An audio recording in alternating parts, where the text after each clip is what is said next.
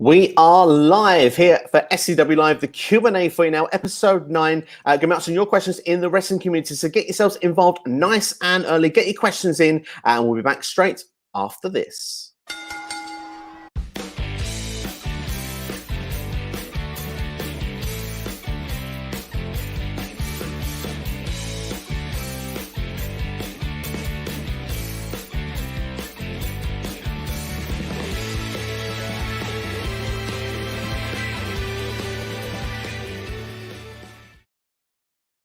So you know how this goes by now. Drop your questions in the comments below. We're going to be going for about an hour to an hour and 10 minutes this evening. So yeah, as always, I'm not on my own. I've got a very special guest with me, and it's a podcaster, interviewer, and now actually economist as well. I tell you what, Mervo, Candice LeRae, and Indy Hartwell, because the way today on SCW is Ella J. Welcome, Ella, to the show.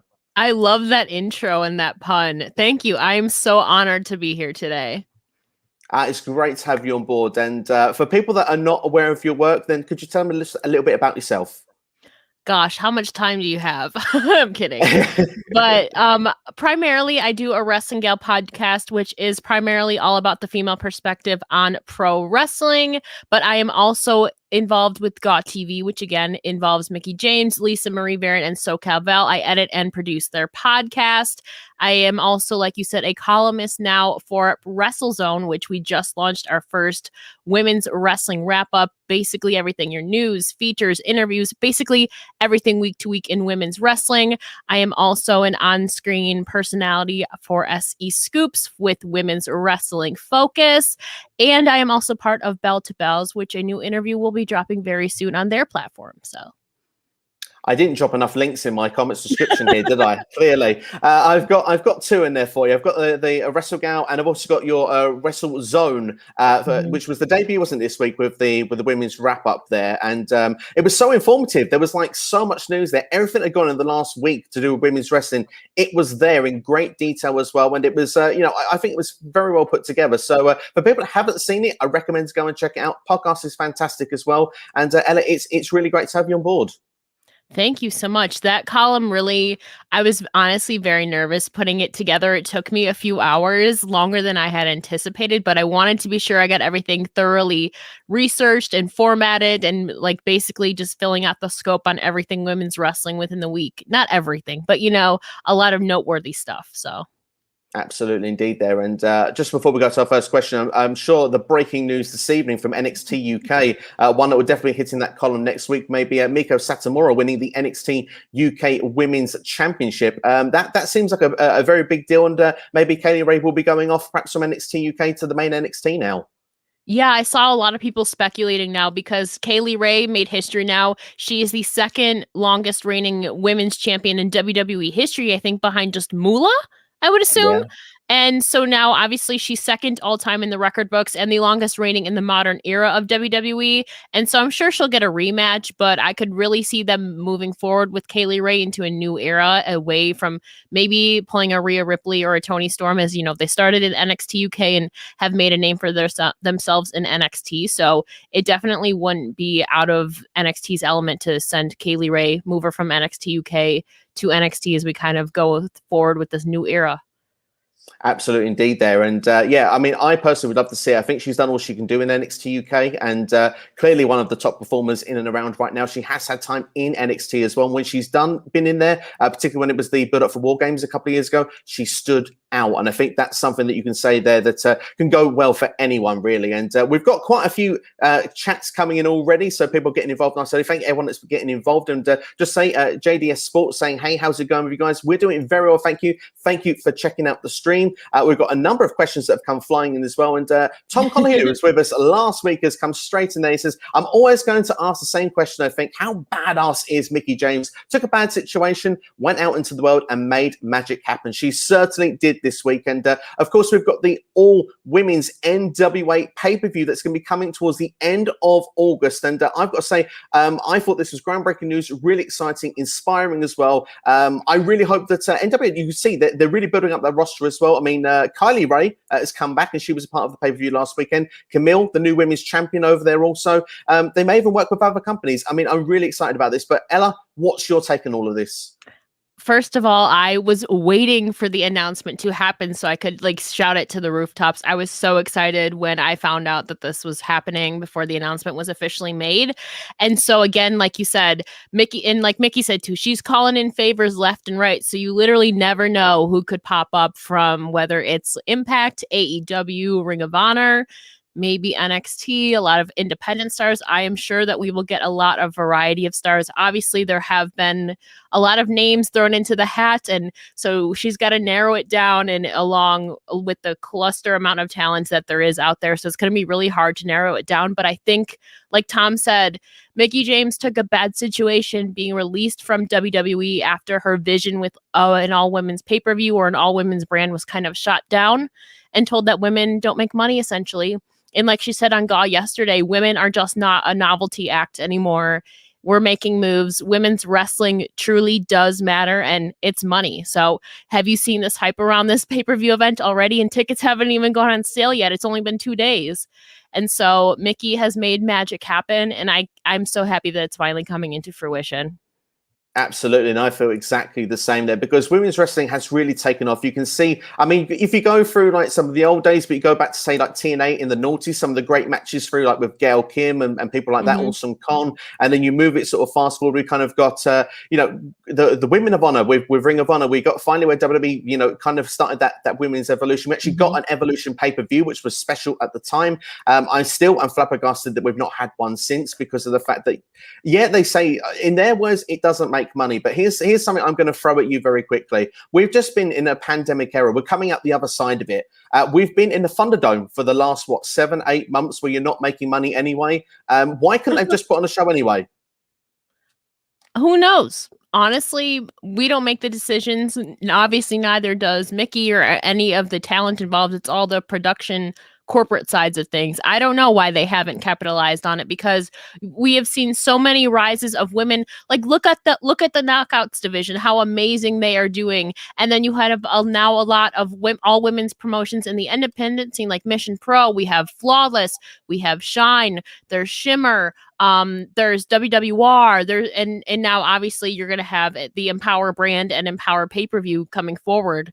And so you've really seen a rise in all women's promotions and shows, and why we haven't really seen that in WWE is really beyond me, honestly.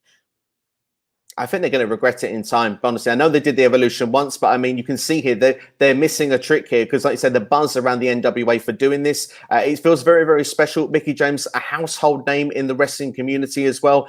You know she's going to knock it out the park. That's just the thing. You have that confidence that this is a show that just feels cannot miss. So I'm really looking forward to it. She's got a lot up her sleeve, which I can't speak on yet, but it's going to be something really spectacular. Absolutely, indeed. I have to say that I will continue during the stream, ladies and gents, to see if I can sneak anything out of Ella J. if she's got any secrets. But it sounds like the cards are being held close to the chest at the moment. So we'll see as we go along. But we'll move on anyway. In the meantime, Jonesy Chats Wrestling, thank you for checking out the stream. Good evening, all. First question: with the sad rumor today of more releases coming, who do you think will affect the SummerSlam? How do you think it will affect the SummerSlam 2021 card? Interesting question, this one. Of course, I mean, Braun Strowman was actually in the championship match at the last pay-per-view, so that kind of makes you think that surely no one's safe. No, nobody really is safe. But my thing is, like, who else could they possibly release from the main roster? Women's wise, I think there is nobody else really on the main roster, because now you have two tag teams in their women's division on the main roster. You have nobody, like, you can't release everybody, then you're gonna have no division. I did see though another rumor that they're gonna release people but rehire them. Like in a couple months or something. So I don't know how SummerSlam is going to go forward. They might just end up taking some of their NXT talent, unfortunately, that maybe some of them, like, they just signed. Like Brandi Lauren just signed last summer, and then she was already released not even a year later. We only got to see her on Raw Underground. So I don't know what they're going to do going forward. I hope it's not true, because I get really, really sad and really disappointed every time we have another wave of releases. Yeah, I mean, I feel the same as well. I mean, of course, changes happen in professions. You know, of course, not everyone keeps a job in any form of life, but at the same time, you don't want to see it happen, especially when we're this close. Everyone's gone through this like horrible last sort of 12 to 16, 17 months where they've been performing with no people. Yes, they've been lucky to have work, that's granted, but at the same time, we're at that end zone. We know now that literally you're just about a month away. We're going to be in front of fans. It's going to be a special feeling, and that fear factor has put people once again. It can't be good for morale. No, not at all. Honestly, I feel for the talent backstage too. Obviously, we see everything play out on Twitter, and everybody is like, "Oh my gosh, like we can't believe this is happening again." I can't help but feel, like you said, morale is probably down backstage because, like you said, nobody really is safe. Braun Strowman was released. Like that was, I think, the biggest. Samoa Joe was released, and he was like just on commentary and all of that, and he was supposed to have an in-ring return. And then Aleister Black again. Apparently, they're trying to bring him back, but they had just been making segments for him, like filmed so many segments, and then he's gone. You know. It just doesn't add itself together. All I'll say to finish off Jones's question there is that, I mean, I take this with a pinch of salt, but I have seen it on Wrestle Talk in the last couple of days. The suggestion was that SummerSlam is going to be a shorter show this year, that they're not going to go full out because they're clashing with the Manny Pacquiao fight that's going on in Vegas on the same night in the boxing. So the idea is that if they can get everyone in the arena, the show actually will finish. So they've got to get a time to get over like half an hour before the main event of the boxing. So people, if they want to go to SummerSlam, can go to SummerSlam and still go to the boxing afterwards to see the Pacquiao boxing fight. Now, if that's the scenario, currently, I believe, if I'm not mistaken, 8 p.m. Eastern time is the time that means they're looking to start SummerSlam. Well, if Manny Pacquiao is going to be fighting at 11 p.m. Eastern time, we're talking about a 2.5 hour show. That something doesn't quite add up to me there. I don't see how that can connect personally. So that's why I say take that rumor with a pinch of salt. But I imagine with, you know, rumor names like John Cena coming back in, people are talking about Brock Lesnar as well. That's potentially where some of that money could be going. Yeah, too. And I heard a rumor that they're trying to treat the SummerSlam like a WrestleMania. I forget where I read it. So if that's true, you can't do a WrestleMania style pay-per-view in 2.5, 3 hours. It's just not going to happen. No, unless it's the longest kickoff show you've ever seen in your life. Oh my God, imagine it starts, so the main show starts at 8 and kickoff is at like 4 o'clock. So then you have like 7 hours of wrestling, how WrestleMania used to be. So yeah, I mean, Absolutely. Who knows? Hey, at least Humberto Carrillo will get on the card. That's something we can say positively there. But we'll go on to Ed Fry then. He says that, hey, everyone, what do you think about the lovely people of NWA doing an all-women's show being produced by one of the greatest women wrestlers of all time? Well, we've touched on it a little bit already there at the start. But yeah, I mean, it's amazing news. And I think no one can argue that Mickie James is definitely one of the greatest women's wrestlers of all time. No, in my opinion, obviously I'm biased and think she's the greatest of all time. But again, it's just really empowering to see her vision coming forward, especially like Tom said, out of a bad situation. And she is creating magic as the executive producer of not only this pay-per-view, but the brand itself. So it's not only going to be huge for that moment, but it's evolving NWA's brand because now they're going to have their own women's division. Right now, they only have like 5 or 6 women. So it's looking to expand their roster. And so I know NWA is definitely going to be scouting out talent, not only for this pay-per-view, but for the mainstay for their roster. So I think it's going to be really revolutionary to kind of see like an actual all-women's brand on a bigger stage. Absolutely, indeed. And the thing is, what they could do that with NWA, because NWA has had a very tough 2020. They were really getting a lot of momentum. They lost a lot of their roster during the pandemic, went into other places, AEW, NXT. And this is a great chance for them to start again and get some of that momentum in as well. It worked really well, like you say, for them as a brand. Maybe they can have their own women's show, something as a side project, like you can have the NWA Power. They did, was it Surge or something they did as well for a couple of weeks? But they could have like an NWA women's show as well that can be, you know, revolutionary and something that's on fight on a different night of the week. You know, it's certainly, to me, it screams a lot more appeal than sort of like Dark Elevation from AEW, for example. Well, yeah, and NWA, like the pay-per-view itself is called Empower, but NWA is also going to have its own women's brand called Empower too. So whether or not that's going to be on the actual NWA show or if it's going to be on like a separate night or a separate show, that I don't know yet. But NWA is definitely going to have its own brand of women's wrestlers called Empower as well. So I don't know what their scheduling is going to be like. We'll probably find out more details soon, but that's going to be huge. Absolutely. I look forward to finding out more there. But thank you for your question there, Ed. And Jonesy, once again, Kaylee Ray versus Raquel Gonzalez seems like a money match for me. Look for this to happen and take over near SummerSlam. Now, that does seem like a money match. Would you be interested in seeing that? I would, but I really, I would like to get that down the line. I don't think right now. I really want like a Dakota Kai versus Raquel Gonzalez storyline really coming into fruition, because when Raquel came up, obviously she was kind of behind Dakota Kai as like her bodyguard, but now the roles have kind of been reversed and Dakota's kind of in her shadow as now Raquel is obviously champion. So I honestly would love to see Dakota versus Raquel first, and then maybe that is Dakota's send off to the main roster, because God knows the main roster needs some women right now. And so I think definitely down the line, Kaylee Ray versus Raquel Gonzalez could be a really big money match for me. But again, I could see them thrusting Kaylee Ray into the NXT Women's Championship picture. I mean, she did great things in NXT UK, and we've seen people have championship opportunities like Toni Storm right out of the gate. So it's not unlikely. I mean, yeah, it's not unlikely. Yeah, if they've got a vision to stick the rocket on someone, they go straight to it, don't they? And Kaylee Ray wasn't one to wait around in NXT UK. She completely went straight after it. And of course, Toni Storm was a big one that suffered. I would like to see Toni Time come back in NXT, go back to being a babyface. There seems to be a lack of babyfaces, in my opinion, on the current NXT roster for the women's side. Not enough of them, in my opinion. I see a lot of heels there at the moment. You've got, Raquel's Dakotas, Frankie Monet that's just come in there. I only really feel like it's like Ember, Shotzi, Zoe Stark. I suppose Io Shirai has come back. Saray, and then like Zeta Ramir. But again, half of them are newer names. And so, yeah, like you said, really the only like consistent baby faces we've seen is like Ember and Shotzi. Yeah, you're right. Yeah, because most of the baby faces now are the newer girls. Huh. That's a good point. It's interesting, but maybe they'll push them a lot harder, and we'll see how it goes. I have a feeling that Io and Shirai, just before we go over, could become a team for going for them tag team titles, because they need teams in NXT as well, not just on the main roster. Yeah, I would love to see them score off first. Obviously, though, I'm really interested now seeing Io versus Candice LeRae, with the roles kind of reversed now, where Io's babyface and Candice is heel. So I'm excited for that matchup, or that likely feud coming up. Yeah, that should be. I hope to see it in the next couple of weeks on NXT. Should be really good. Tom Colohue, Kelly Ray has held together her division during a very difficult time for NXT UK. She has a lot to offer. I mean, yeah, she's been the one that's carried NXT UK for such a long time. It's a shame that with fans not being able to see that send off, if it is the last hurrah for her. But yeah, she's done fantastic for NXT UK, and yeah, I mean, like you say, she's a lot to offer to whichever brand she goes to next.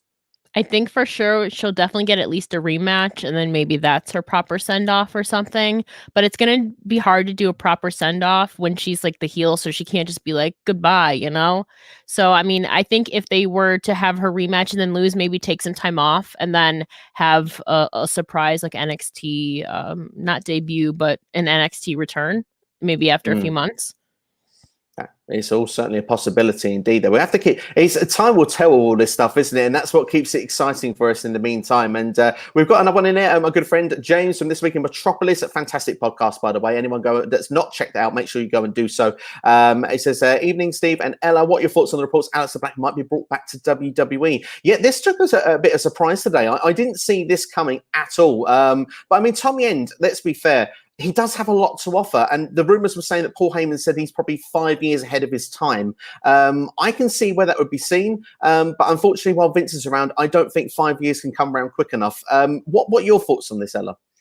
Honestly, it's just like, make up your mind, like you shouldn't. I know it's some people that are wanting him to return, so I get that. Those some people are probably not the people who had a say in his release, really.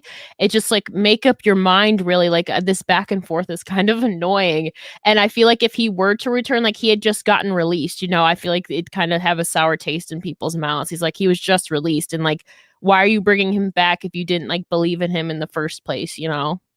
Yeah, it's kind of got that Drake Maverick storyline feel from last year. That rubbed a few people up the wrong way. So I can totally see what your feeling is with that. And I mean, whatever Aleister Black or Tommy End does next, whether it's back in WWE, I personally want to see him in AEW. Perhaps I'm biased, and I just feel that he will be booked better there. I don't know. I have that feeling. They're kind of lacking. Again, I kind of feel like with AEW, there's this. They've got the baby faces there, but I feel it's like Hangman Page feels like the the one that could dethrone Kenny Omega. But it's like, it feels not the right time. So who do you have facing in the meantime? And I feel people like Orange Cassidy, Pac, I don't believe in them to actually take the championship from Kenny. So someone like Tommy End, if he was to come in, I think that would feel like a dream match scenario where I kind of feel like I would have doubt in Kenny Omega whether he could retain the belt or not.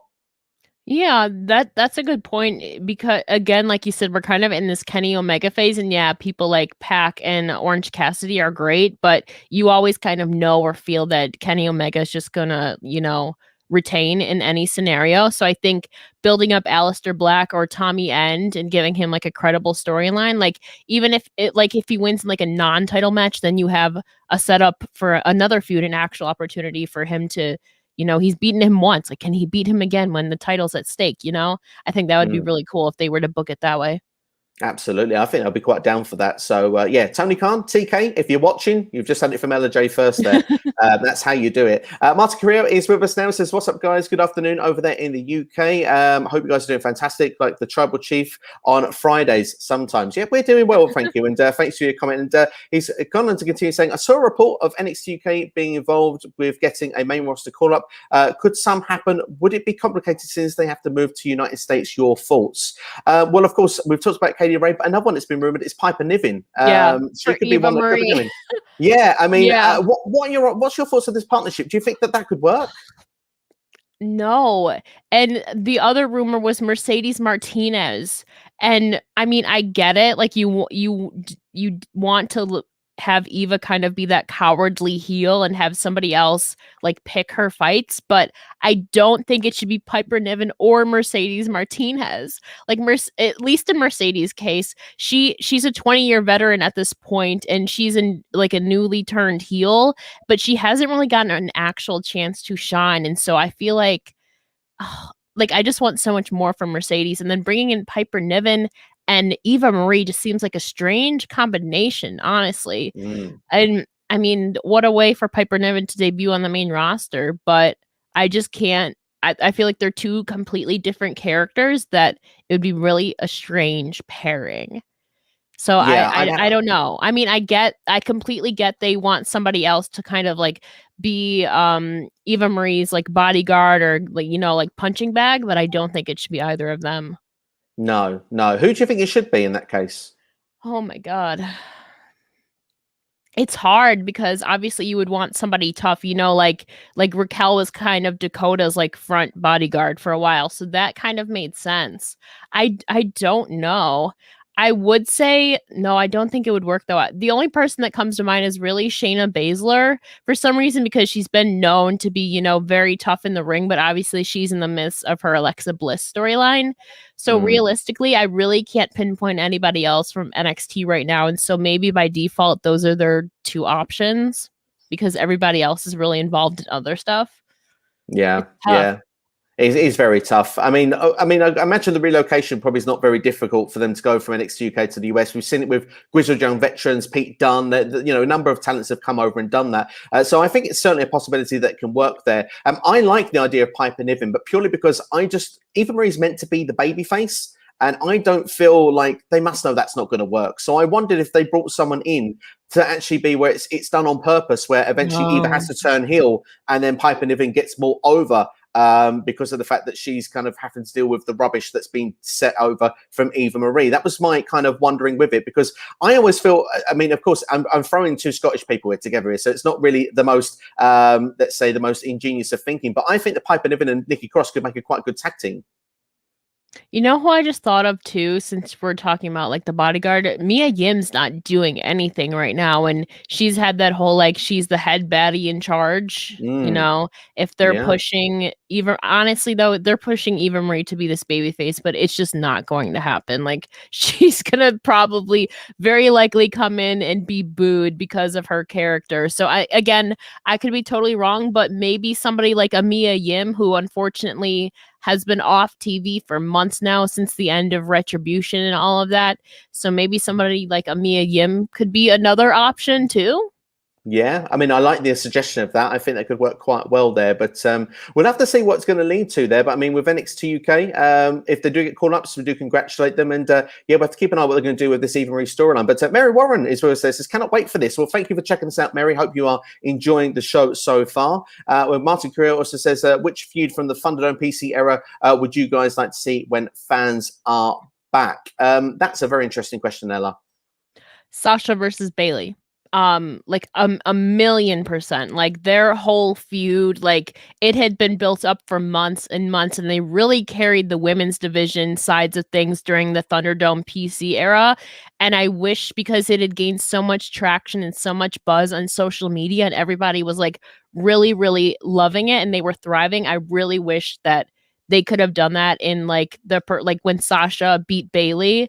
I think that would have been a great moment to have fans be in the presence of. I think that would have been a real cool feud. And obviously Drew McIntyre, because his whole WWE Championship run, unfortunately, was never in front of fans. So it would have been cool to have him at least have had a few moments where he could have, showcased his championship in front of the people.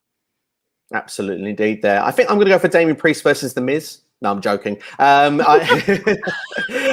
seen that match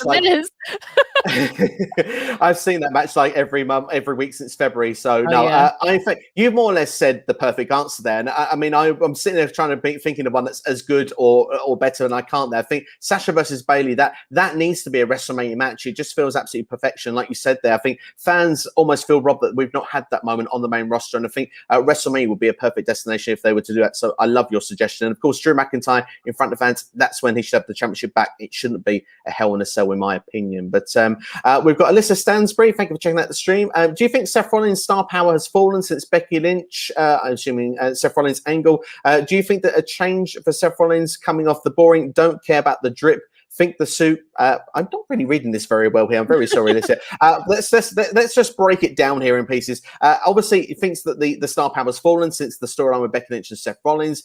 Do we need a change, perhaps, of gimmick? Not feeling this drips and the suits. I mean, I do like the suits, but they do hurt my eyes a little bit. There's a reason I wear glasses. But I mean, like when you look at this, what do you feel with Seth Rollins right now? Is something missing for you? Are you enjoying the character? What's going on with Seth for you right now? I think the people have really become like, how the people like turn on somebody, like I'm trying to think of an example where somebody is super, super, like even Becky Lynch for a while, she was like the woman and everybody was behind her, but then people started kind of to turn on her because she was on TV all the time. And so I think that's kind of happened with Seth Rollins over the last year. Oh my God, am I echoing back? No, not for me. Oh, I can hear it on my end. Sorry. Yeah. But I think Seth Rollins is unfortunately a victim of that circumstance again, where the people are maybe getting weary or tired of him being on television all the time. But I think he's doing great things with his new Messiah character. Honestly, like he plays it so well, and his obnoxious cackle is like the perfect tone and perfect asset for his character. So I think he's really captivating and capitalizing on his new gimmick and everything. But I mean, I do think the people, at least for a while, were a little bit bored before his whole Messiah thing. And I think everybody was really just over the whole Rey Mysterio, Seth Rollins, like Buddy Murphy thing. Like that was really boring for a while. And again, that's not his fault. That's booking's fault. So, but I think now that that's kind of over, Seth Rollins is kind of getting back into his group, and especially with his new drip going on. I really wish WWE didn't learn the word drip. It seems to be everywhere these days, doesn't Johnny it? Drip did it first, though. He did. He's even brought in the drip stick, which I'm not going to get into with that either. I'm not a fan of that gimmick that they're doing at the minute. But still, with Seth Rollins, I mean, for me personally, I look at it and I'm not sure. I like what he does. Like you say, everything is not his fault. It will be creative's fault. But at the same time, I think for me, I'm ready for Seth to go back to being a babyface. I think that where he is on the card on SmackDown, he's not dethroning Roman, and he would feel like a perfect challenger for Roman further down the line. So I hope there's more, there's a bit of problems with the Usos. That sort of started a few weeks ago. It's kind of been quietly dropped in recent weeks, but I wouldn't mind if they were to revisit that at some point. Yeah, I think if anybody's gonna dethrone Roman Reigns, I think it would be cool for Seth Rollins to be the one, because obviously they have history with each other. And like, remember the year Seth Rollins won the Royal Rumble? Like he had so much buzz, but then over the next few months, the people kind of turned on him, you know, and then so he became a heel. And so it happens sometimes where you see a babyface rising to stardom and they get everything, and then the people are just like, "Nah, we don't like you anymore." And so that kind of happened to him, like 2 years ago, really, when he won the Royal Rumble. And I mean, he's kind of fallen off a bit, but I would love to see him as a babyface again. I think he's fully embodying his character. I will give him that. But I think another babyface run would be super cool, especially to go against somebody like a Roman Reigns right now. Absolutely, like you say, he's 2 feet in on the gimmick. Whatever he's given, he makes the best of it, makes the most of it. And yeah, I mean, everything you were saying there, I was just thinking of Daniel Bryan when he called us fickle. And sometimes we are, aren't we? We seem to just we like to get behind someone, all to the point they get to the top, and we kind of go, "Yeah, we've had enough of you now." I don't know what it is.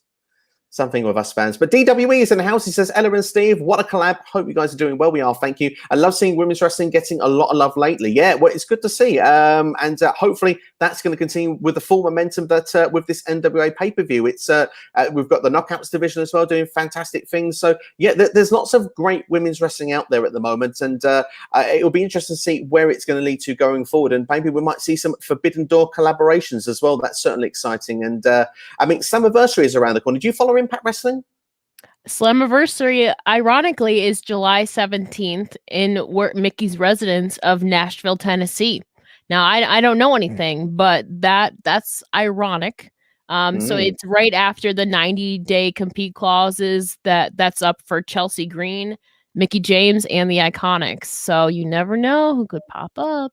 You never know, indeed. If I hear hardcore country, I'm jumping out of my sofa and singing along. Definitely, that's just it's an epic song. I used to love that back in the day. And the thing is, I did a video today why I think the Impact should sign the Iconics. So that's probably something for people want to check out, perhaps later on at some point. A bit of fantasy booking because I can't help myself. I tend to throw that in there as well. But no, it should be really exciting. I look forward to seeing who could be around on Slammiversary's time. But Jonesy, he says, where would you like to see Io Shirai go next? I was surprised that to see her back on NXT.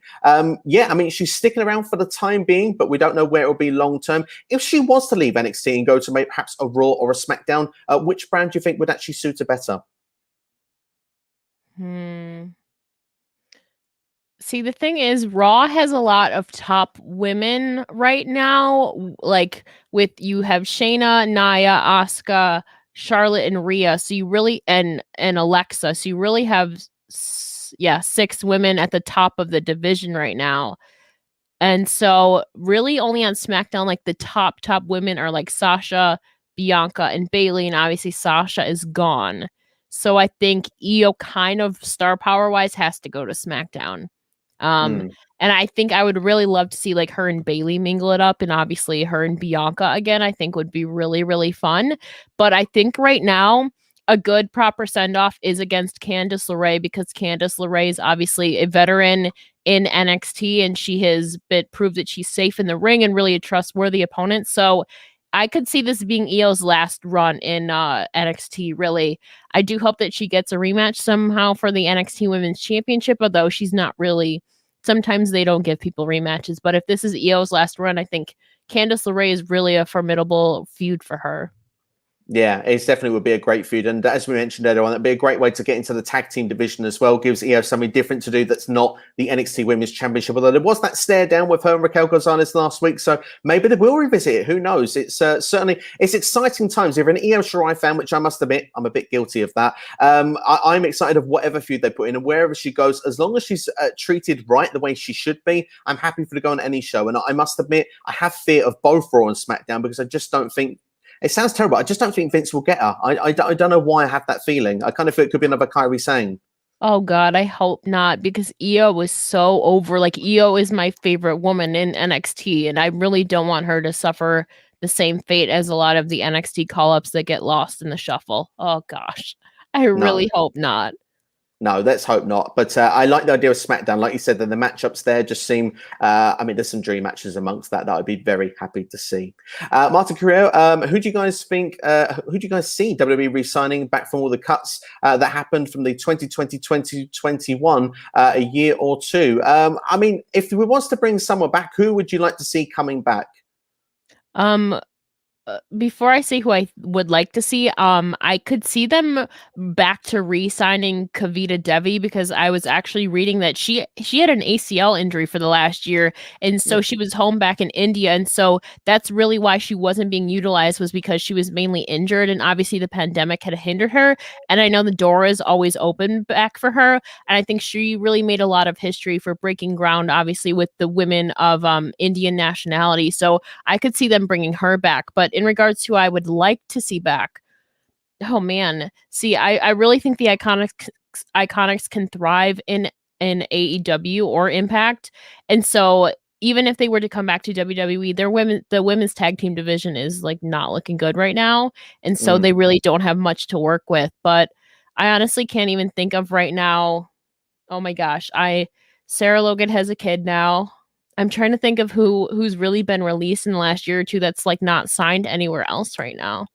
It's hard. I mean, it is hard. I mean, one that I know that is signed right now, who's absolutely killing it right now, and I could see definitely the call coming back for her one day. Whether she'd pick up the phone or not is a different question. Is Deonna Purrazzo. She's been unbelievable since leaving WWE, going to Impact. I mean, I think apart from about a couple of weeks, she's had the Knockouts Championship for the entire time, and arguably is, I would say, the best women's technical wrestler in the world. I don't think anyone is on par with her right now. When you watch her matches, I just think that she tells a story. She's kind of throwback. She reminds me like a Bret Hart, a Dean Malenko, where every move they do, it leads to somewhere else. And I feel like she's like almost like a real student of the game, where she's done that. The way she's been trained, every move goes into thought process of what it's going to lead to next, that leads to the finish. So I love her work, and I could actually see the call coming back to her one day to actually become a big star in WWE. She's never really got the opportunity first time round. See, I think though that she's really happy with what she's doing, and I feel like I've interviewed her a few times. I really think that she is happy where she is at, because she is really elevated again the Knockouts division, and again she's back on the independent scene and really making a name for herself. So I really I don't know if, even if they did, I don't know if she would go back, honestly. I think she knows that she is thriving and she knows what she's fully capable of. And a lot of the times, again, though, you have seen, though, if somebody comes back like a Mickie James, they are promised stuff. And a lot of the time, it doesn't come into fruition for them, at least for the women wise. You've seen Maria Kanellis come back, too. We really didn't get anything substantial from her either. And so, again, it just didn't work out on a second run. So, I think Deonna would do great, but again, the booking is not in her hands. And I think she's really thriving because she is in good hands at Impact, and she's doing great things for herself on the independent scene too. I would love to see her back, but again, I just don't trust the booking with people anymore, really.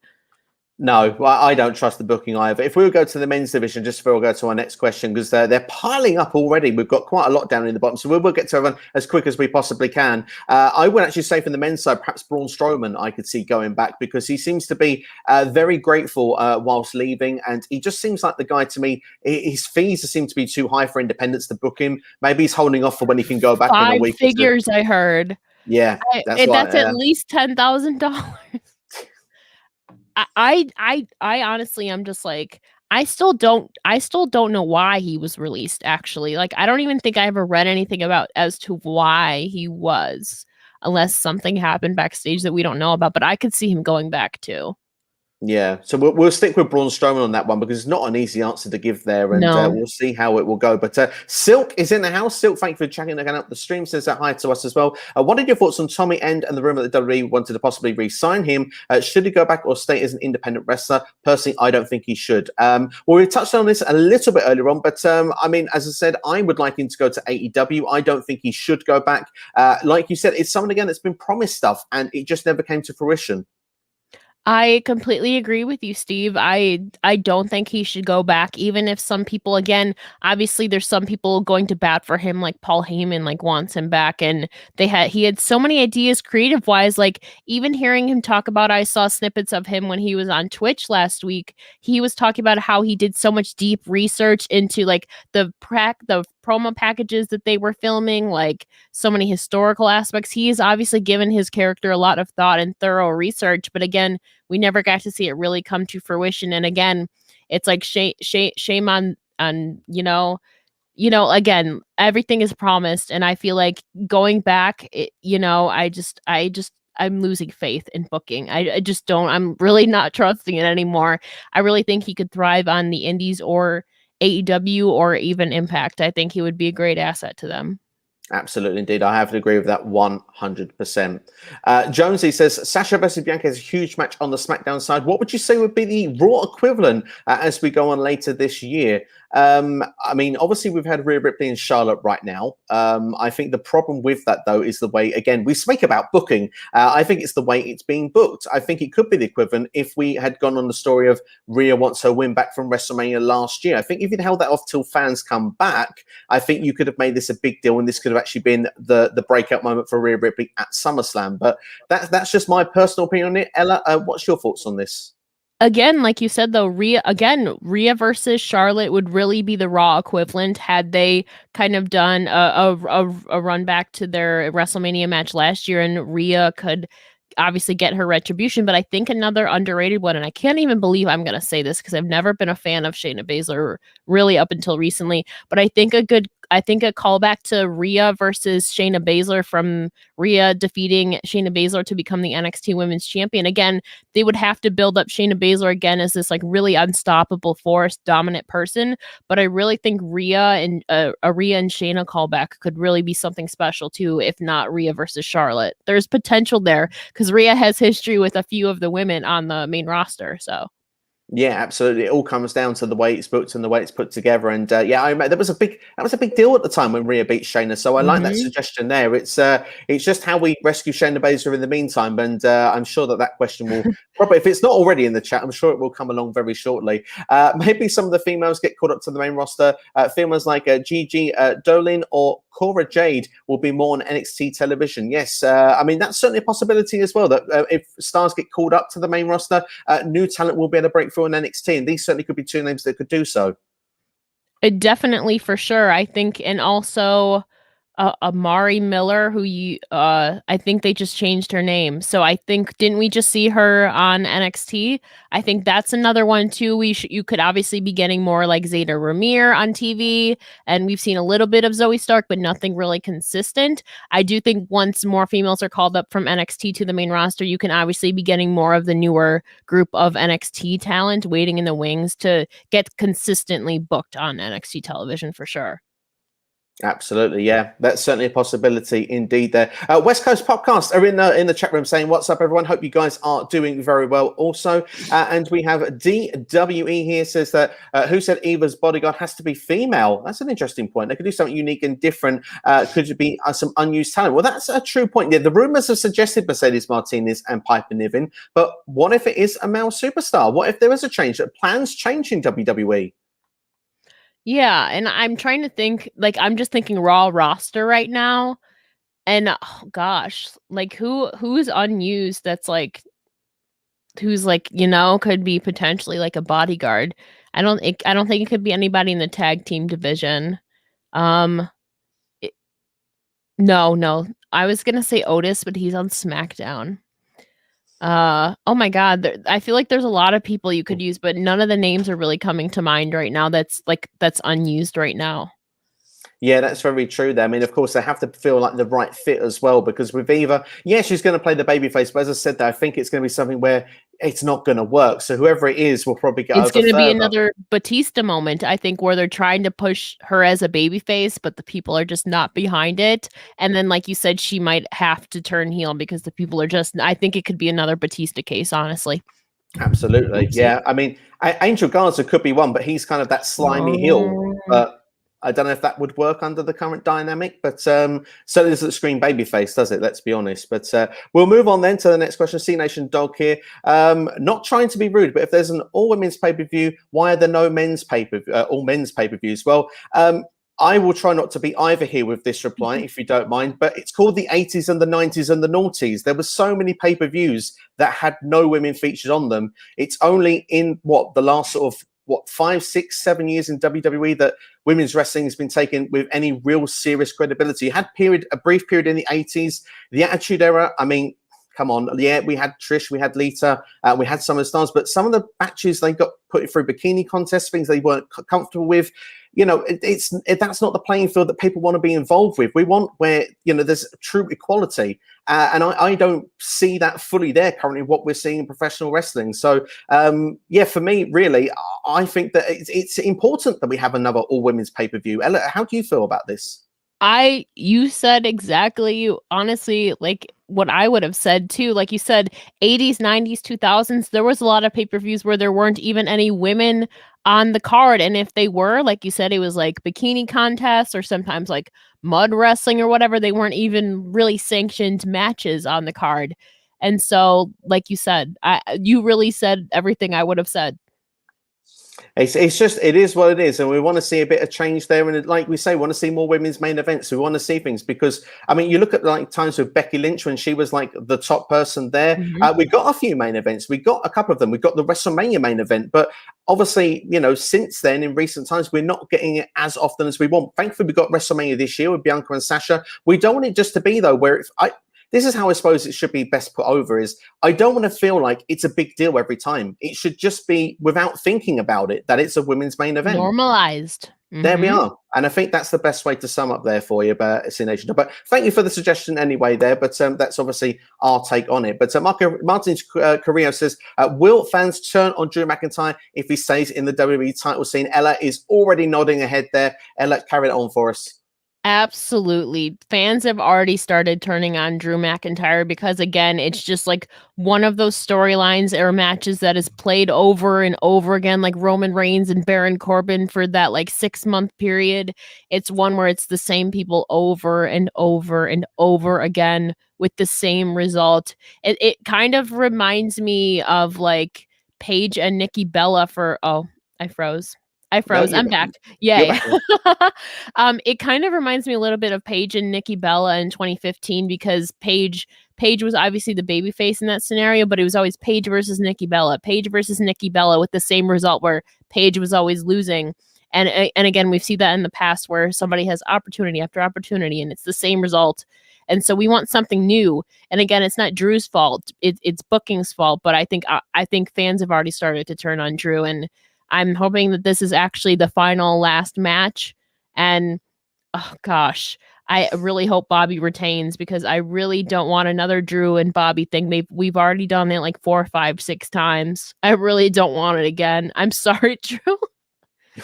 We don't want it's don't want Raw. We have Raw reviews, but I don't want to do Raw rematch every single week. Do you know what I mean? It's like we're sick of saying the same thing, and a break, absence makes the heart grow fonder. That's what it is. If Drew is not around it for 3 to 6 months, get it around to Royal Rumble season, you start pushing him back up the card once again. That's when I think fans will go on board. But if it comes to being like what the Roman Reigns, John Cena, that's where this starts to creep in, and you see what's happening. I mean, thank goodness they've done it with Roman Reigns. The heel turn was needed, and it was a good thing for wrestling and good thing all around. But it's hard to book baby faces and keep having to turn them heel to turn them back to being baby face. It's something that let's just get it right with Drew. He's over. Let's not ruin. Say there, let's spot on with everything said with that one. But West Coast Pop, Hardcore Country was underrated. Yes, I'm not the only one there. Let's get the karaoke machine on. That's what I say to that one. C Nation Tug, ready for Impact Wrestling? I am every week. All odds should be exciting indeed. Ella, are you looking forward to Against All Odds? Yes, I am. I'm very much looking forward to it. I think I'll be working those, so I can't catch it live, but I always look forward to at least the Knockouts division, to be honest. A lot of the times it's just me checking out the women's wrestling nowadays, honestly, with my schedule and everything, but I will definitely be watching it on replay. Absolutely, indeed they will. I mean, myself personally, I probably will struggle to watch it live. The time zone, I can't do it all the time staying up. It's hard enough with WWE, AEW, so I will probably check it the next day myself as well. But looking forward to seeing how it will play out. But we've got more questions that are coming into the chat. We've got JDS Sports there. Becky is coming home to WWE. What brand would she go to? Would she stay on Raw? Would she go to SmackDown? What would you like to see, Ella? SmackDown needs her. Like I said earlier, Raw has a lot of top women right now. They just need to book them properly. SmackDown, however, is in very much need of other top women in the championship picture outside of Bayley now that Sasha is gone. And so Becky to SmackDown would be, again, could give us Becky versus Bayley, Becky versus Bianca. I think SmackDown is the right move, and plus Seth is on there, you know? Yeah, I mean, that's what makes most sense. I don't like seeing the couples keep being split up. So for me personally, I think SmackDown would be good. It would freshen things up as well. That's where Becky kind of got, the first SmackDown Women's Championship. She was that champion. So I would like to see Becky go back to that position. I think Raw probably needs her more for the star power, like like with Becky, like she never lost the Raw Women's Championship. But I think SmackDown, you've got the fresher scenery, the fresher matchups, and I don't know. I think for me, it just would be a better home all around for her. But we're going to try and catch up with some of these questions because obviously we got a slightly shorter show today. We've got about just under half an hour to go, so I want to make sure we get all the questions in that we've got. I'm going to probably try and combine this one a little bit because we've got two questions kind of on the same theme here. We knew it was coming. Didn't we know it was coming? Lily Hort Shayna Baszler is the worst Raw ending in history. I think we have to agree with Say Nation Dog there. And also what should be next for Alexa Bliss? So that's the money question here. Is this character for Alexa Bliss working for you? I mean, I've always been a fan of Alexa Bliss, so really anything she does, I'm gonna support and pop for. I feel like it should be done with like another. It just makes Shayna Baszler look weak, which is something I never really thought I would say, because Shayna Baszler obviously was so dominant in NXT, so it's just really making Shayna Baszler look weak too. And again, the ending was like, it was something, all right.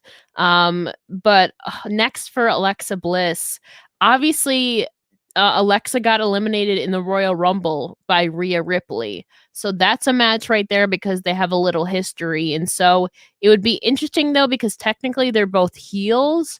It would be very interesting, like who would come out the babyface. But I think Alexa Bliss versus Rhea Ripley could be something because obviously you have that history there from the Royal Rumble already. Absolutely. No, I think that makes sense. They have the nightmare in the playground, and we know which one really of the two currently is the nightmare. Obviously, just to go a little bit on that Raw ending, because obviously we just mentioned it on it there. But I mean, would you agree that that's one of the worst Raw endings you've ever seen? I mean, it was a little over the top, and obviously, like, yeah, because it's not believable that like a Shayna Baszler of all people, is gonna be thrown off and like haunted by a doll and whatever, and then the set just falling apart. It's up there. It was very strange and very like how do you book Shayna Baszler like that?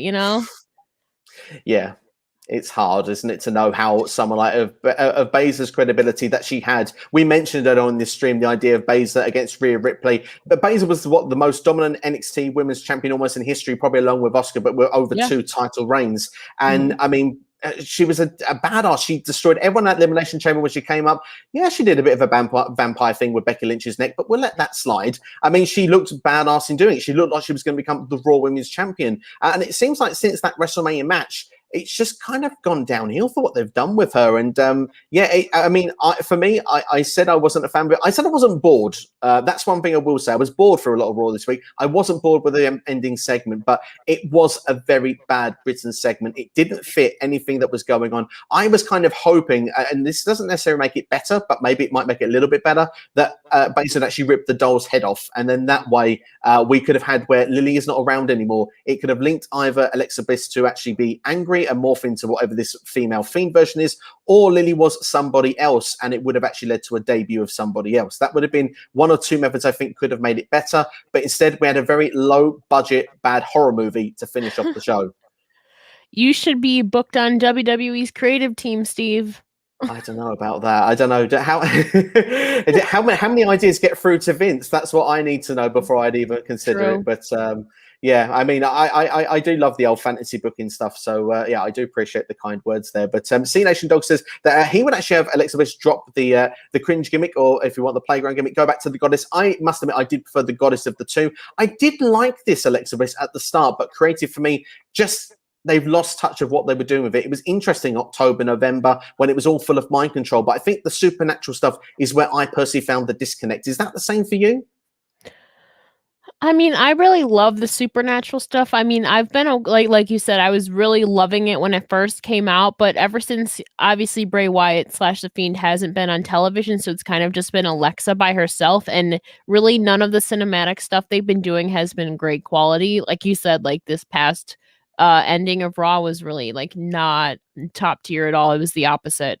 And so I feel like unfortunately she's been the victim of like poor cinematics and all of that. They just haven't played it out well and like played around her character to its full potential.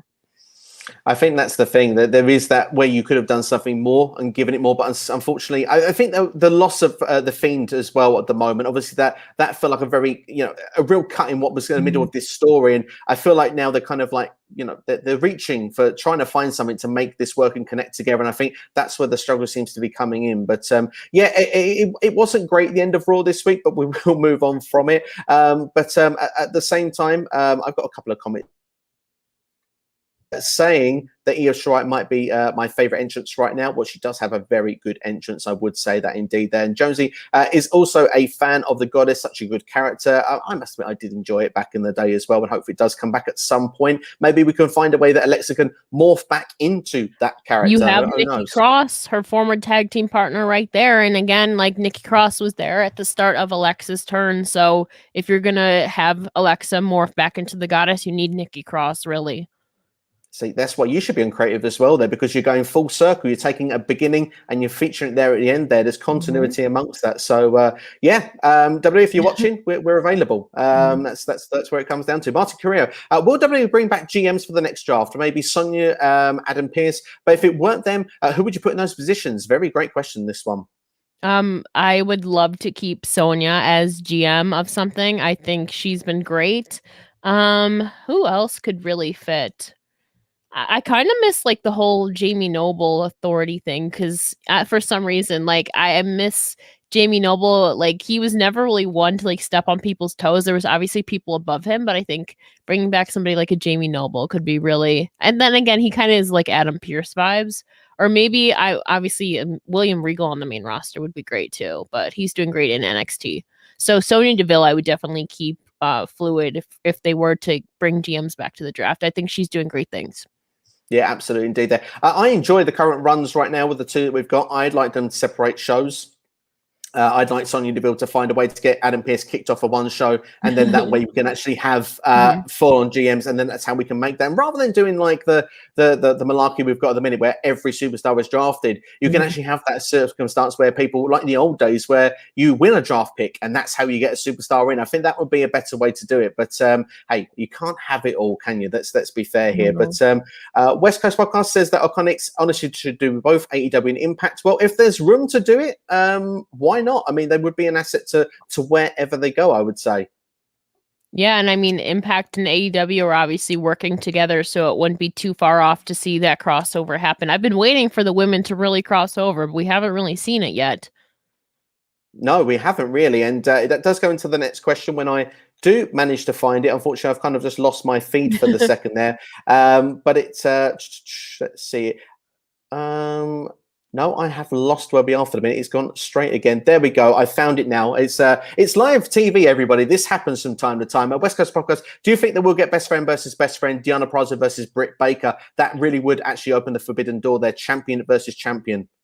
You'd be crazy not to book it. Like, let alone like them being best friends in real life. Like, they're the top women in each company right now. So you kind of have to, like, who's the best of the best? Is it Deonna Purrazzo, who has rocked Impact since she came back last year? It's actually, yeah, June of last year she came back. It's been a full year since she's been back. And then Britt Baker has been steadily rising in the AEW women's division, and now she's finally on top, and they're both at their best. So why not? They'd be crazy not to. I think they'd be crazy not to as well. And the fact as well, we had that on the Forbidden Door and Impact side. Maybe they should do it on AEW side next time, just to make things spice it up, actually give Impact some love there. I think that would be quite good to do there. we're going to have to do one of these again, I'm afraid. C Nation Dog here, I'm afraid. He says that on night one, people left before or before the main event of Sasha Banks and Bianca Belair. We have to remember that the weather was atrocious on night one, and the show was delayed by 40 minutes. Imagine the younger people in the audience there having to wait like almost a full hour extra for that show to actually get kicked off and started. If kids are falling asleep, stuff like that, you have to take other things in consideration. It's not to do with the performers themselves, and that match was actually seen as one of the matches that stood out over the entire WrestleMania weekend. So unfortunately, regardless of whether people left that or not, unfortunately, the argument for me is a bit void. I mean, yeah, it was delayed. I remember sitting there. I'm like, when is this going to come on? It was like 45 minutes late. And I know people who were there that were running back and forth under tarps and back into the arena to their seats. And so, yeah. And again, like the younger children there, obviously, like if they're really young, that's late when it ends around 11 o'clock. 11, actually, It ended at like 11:30, I believe.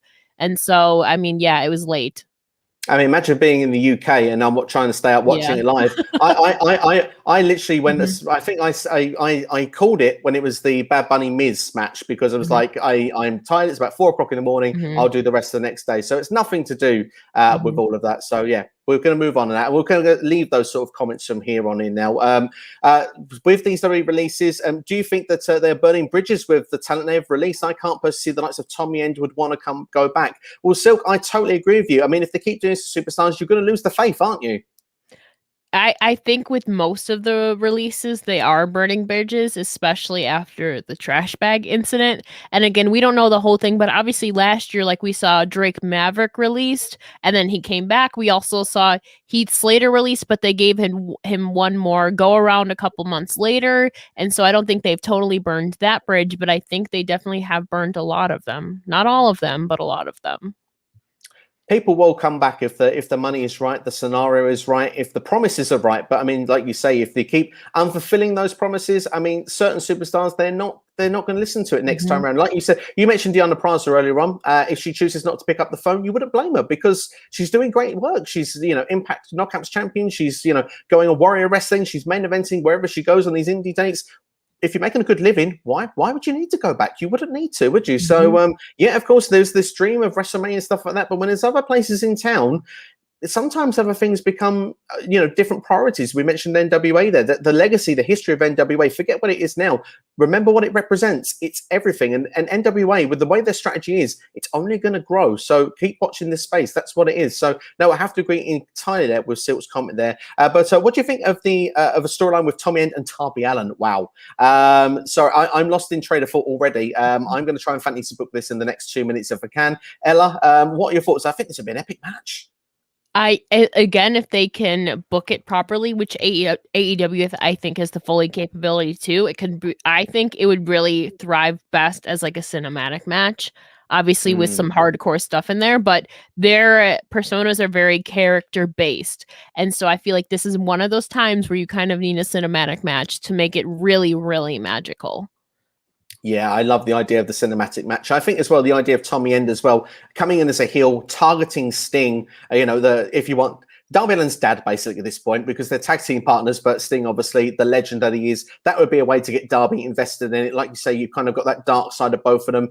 You can have, obviously, you wouldn't have Tommy and people knocking on his door this time, but you can actually have some dark, mystical, backstage sort of visionettes. And you've got Darby Allin with his skateboards and his messages that he does. And like you say, build it into some sort of cinematic match. It could work really, really well. So, yeah, I think that would be almost like a dream match if that was to be put together in AEW. I love the sound of it. For sure. Well, let's go for Jonesy then. Is it just me or does Sasha Banks have the potential to be the female version of Roman Reigns? The best heel on the female side. I think her versus Bayley versus Bianca is so exciting. Would you think that Sasha Banks has would you class her as like the Roman Reigns on the heel side of things? Or would you not, because someone like Bayley, because Bayley's mentioned in that question as well? No, I see a lot of people saying on Twitter that Sasha and Roman are really running like the division on the heel sides of things. And I have to agree with them. Sasha has really, outdone herself year after year. And even when she's been losing at WrestleMania, she is still able to pull out a lot of momentum and keep going forward and evolving her character and just upping her in-ring work, which it doesn't happen a lot with a lot of people. I think she is doing great things as a heel, and it's really cool to see her evolve. I think definitely the fans have really gotten to respect her a lot as somebody who never used to be a Sasha Banks fan. But the Rousey match against her at the Rumble 2 years ago sold me. And ever since then, Sasha Banks has really come into her own. I would definitely say she's up on the par of Roman Reigns on the female side.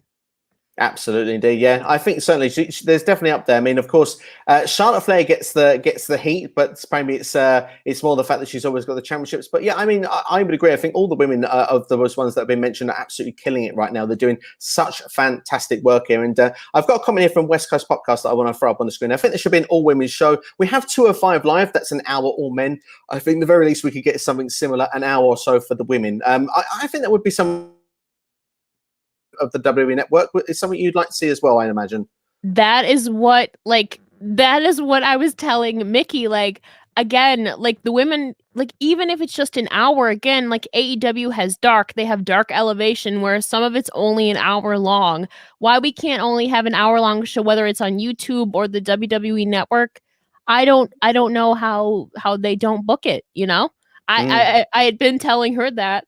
And yeah, I think there should be. Again, even if it's just an hour, it's something. It's progress within WWE at least.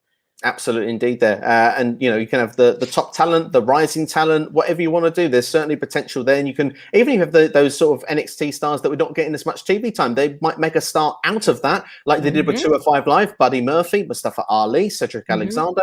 They all found their way back up onto Raw, didn't they? I mean, okay, Buddy's not there now, but I mean, of course, you know, it has a way of making star power. You need TV time to make stars. That I think that's what it comes down to. So, no, fantastic shout out from West Coast Podcast. Martin, if it weren't for the pandemic, would all the releases still happen, and would the outcome be different? Maybe would have got someone would have got a push or feedback from fans by feedback from fans. Yeah, I mean it's a big what if, isn't it? I mean, releases usually happen on a yearly basis, but do you think we'd have had it to the level that we've had it?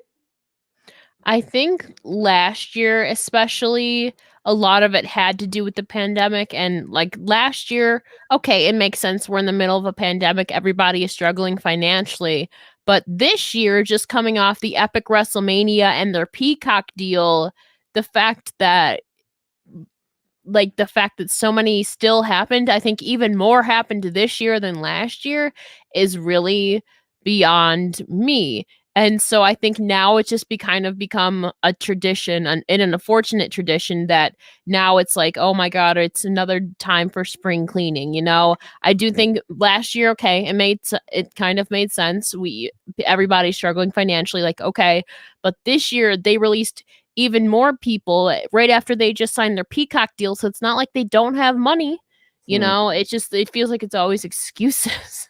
Yeah, budget cuts when they're having the best financial years ever. Yeah, it doesn't really seem to add together, does it? So yeah, I would like to think it wouldn't have happened, but never say never. Unfortunately, we'll never know, I think, is the answer to that. Just to say, we've got another 10 minutes to go today. This is a slightly shorter show than normal, so probably best, we've still got some questions in, so probably best not to throw any more in.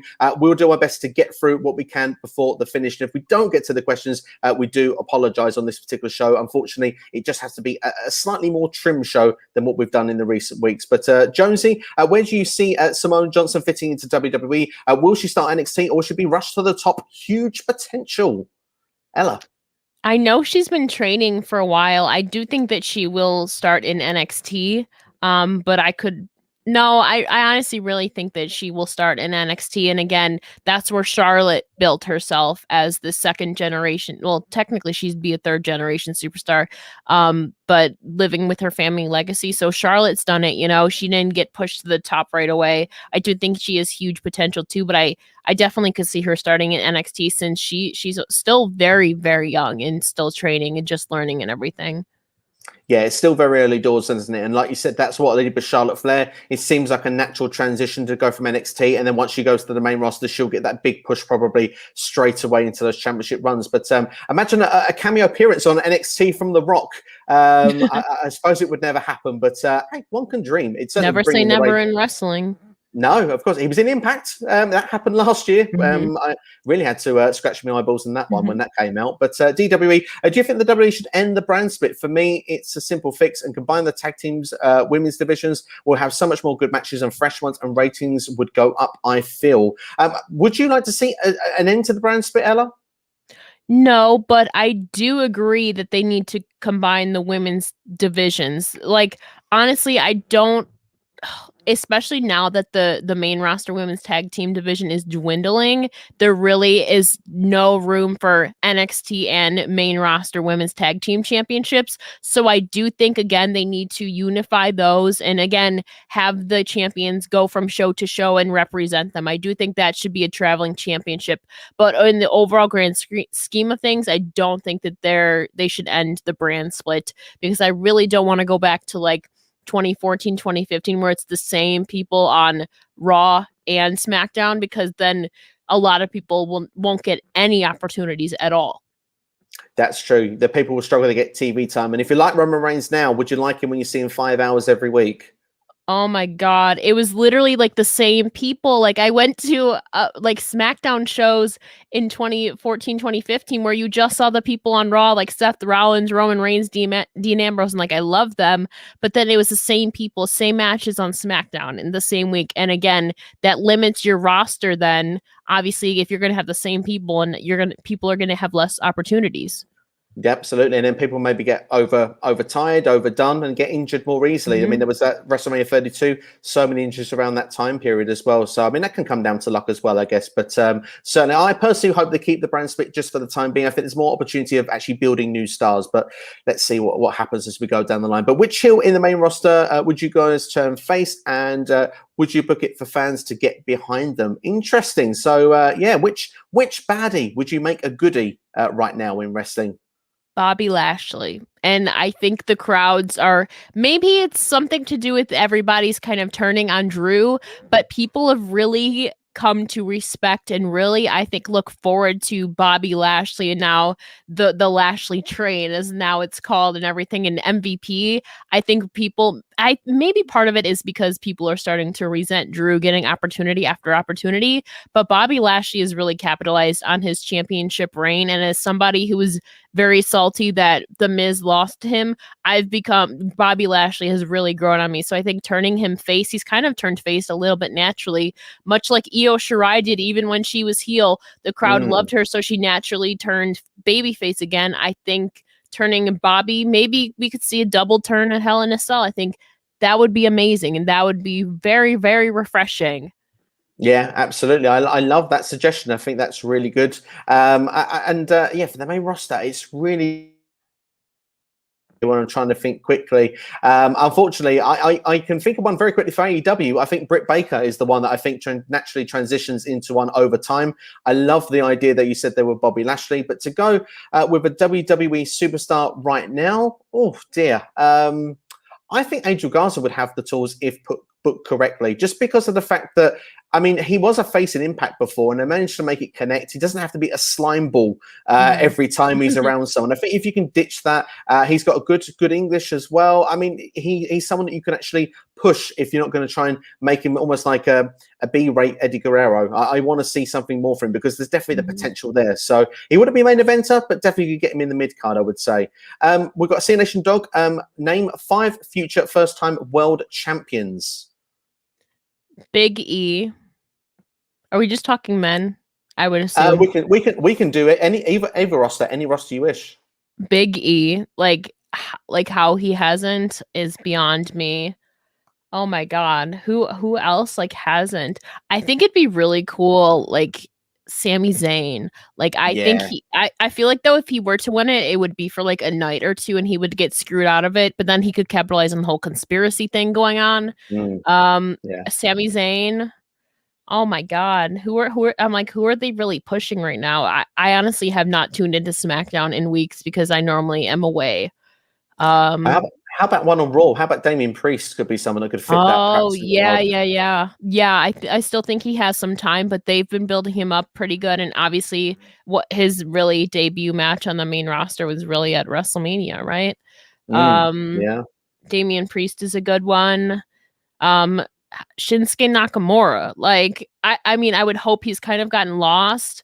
I would hope that Cesaro would be too.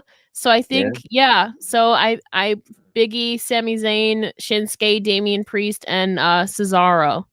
I like all those choices there. I think that would be making some epic world champions. But we'll move on because we've got literally a couple of minutes left. So I want to try and get a couple more questions in if we can. That's from a previous question that we've had there. Last heard there was a false rumor that Zelina Vega was filming something with her. You just have to hope at this point that it is the Rock level of potential and not Nia. I mean, what's your thoughts on Nia Jax just before we finish things off?